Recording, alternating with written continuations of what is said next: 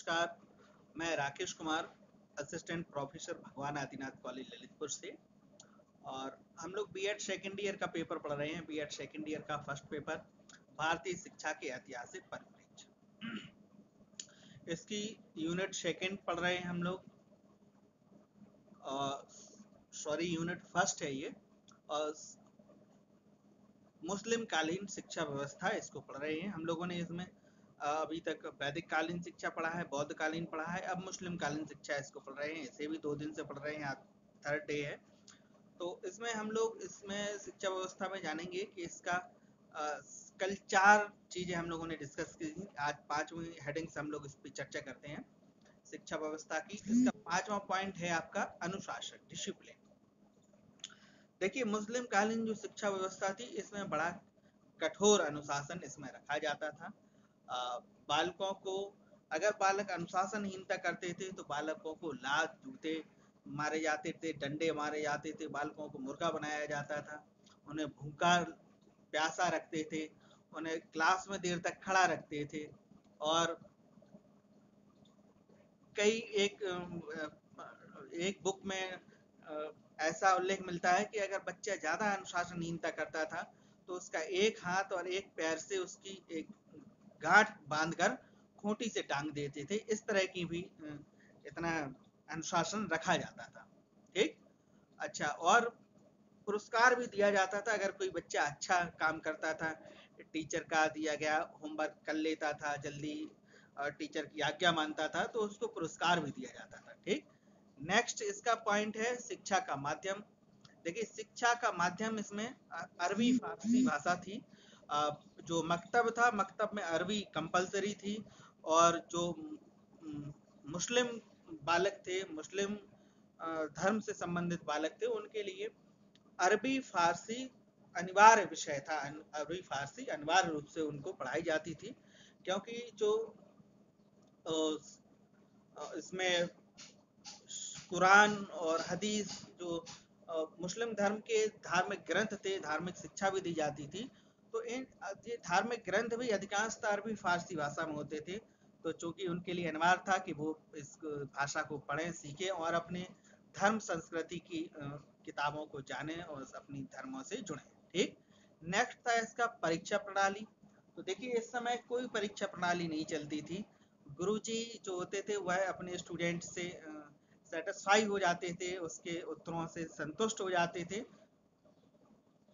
तो गुरुजी उनको मौखिक उनका मूल्यांकन करके उनको अगली क्लास के लिए प्रमोट कर देता था, प्रोन्नत कर देता था।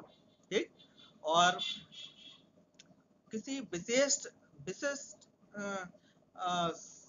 उसमें क्षेत्र में प्रदर्शन करने पर उस समय उच्च शिक्षा में कुछ विशेष उपाधियां दी जाती थी, जैसे आलिम, फाजिल और काबिल।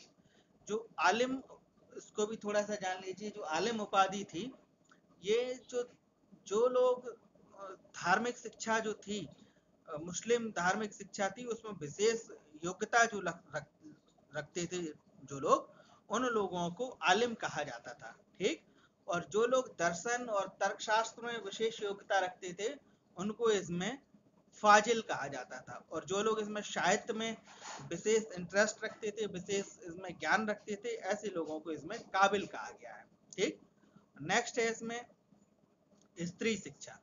देखिए, स्त्री शिक्षा के लिए, महिलाओं के लिए इसमें सबसे बड़ी समस्या मुस्लिम कालीन शिक्षा में रही है, तो वो पर्दा प्रथा की रही है।